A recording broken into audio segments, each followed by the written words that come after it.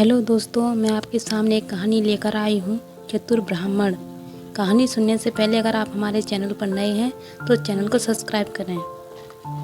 एक गांव में द्रोण नाम का ब्राह्मण रहता था। वह बहुत गरीब था। न उसके पास पहनने के लिए अच्छे कपड़े थे और न ही कुछ खाने को था।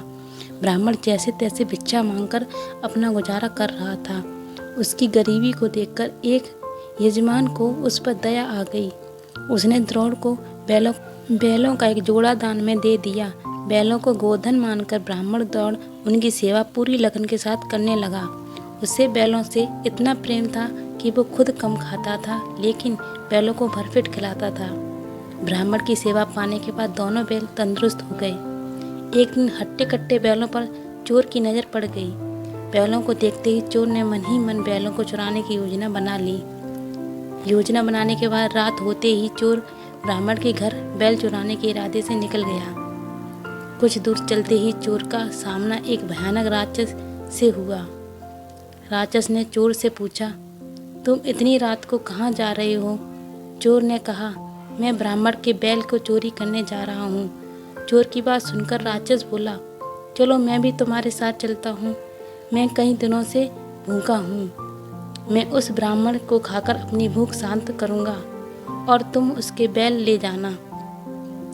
चोर के मन में हुआ कि रास्ते के लिए एक साथी भी हो जाएगा तो इसे साथ ले जाने में कोई बुराई नहीं है।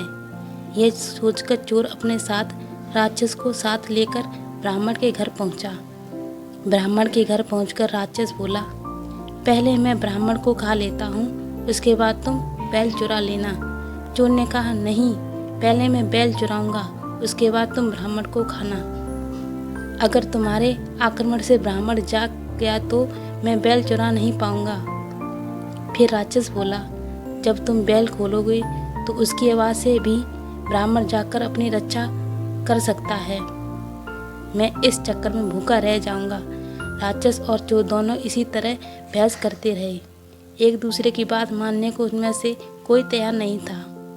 उसी बीच राक्षस और चोर की आवाज़ सुनकर ब्राह्मण जाग गया।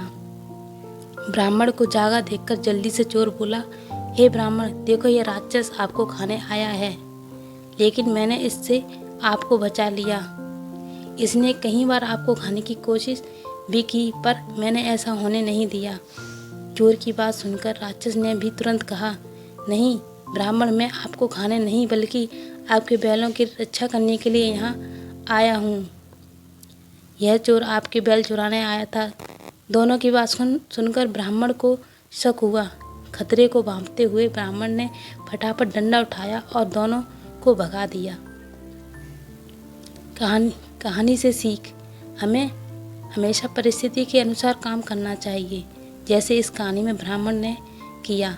उसे चोर व राक्षस की बात सुनने के बाद अपनी आत्मरक्षा के लिए डंडा उठा लिया, जो उस परिस्थिति के लिए बिल्कुल सही था।